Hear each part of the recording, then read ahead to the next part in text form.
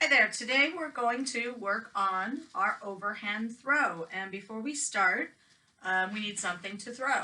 So something you might take is a grocery bag, and if you just get someone to help you cut it up, so you just have a half of the grocery bag, you can crumple it up and there's a ball that you'll be able to throw.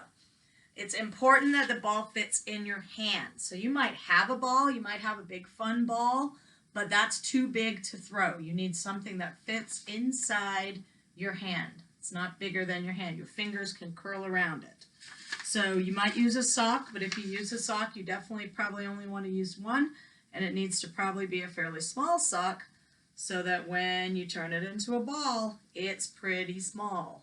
It fits in my hand. And then the other thing that you very easily could use is you could just use a piece of paper, out of a notebook, crumple it up really nicely, and there you have a ball. And if you want to make more than one ball, that way when you're practicing you don't have to run after it and pick it up every time. You can throw a few of them before you have to go get them, although going to get them is good exercise. So before we start on the overhand throw, I want to show you the difference between overhand and underhand. So underhand, if I'm throwing at the computer screen, underhand is going to be under my shoulder. The ball is under, this is my shoulder, the ball is under my shoulder.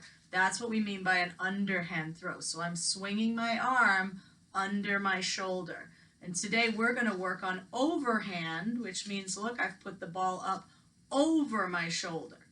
So an overhand throw, the ball is over your shoulder. So you see a lot of those passes in football. This weekend we have the Super Bowl, and you're going to see a lot of overhand throws by the quarterback. You'll see some underhand tosses, but mostly you're going to see overhand throw. So that's what overhand is. So here we go with the cues to the overhand throw.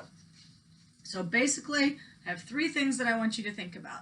The first thing I want you to think about, if the computer is my target, instead of facing the target like we did for catching, sideways to the target. I'm going to turn my side to the target. The next thing that I'm going to do is I'm going to make sure that the ball is by my ear. So it's over my shoulder and it's up by my ear.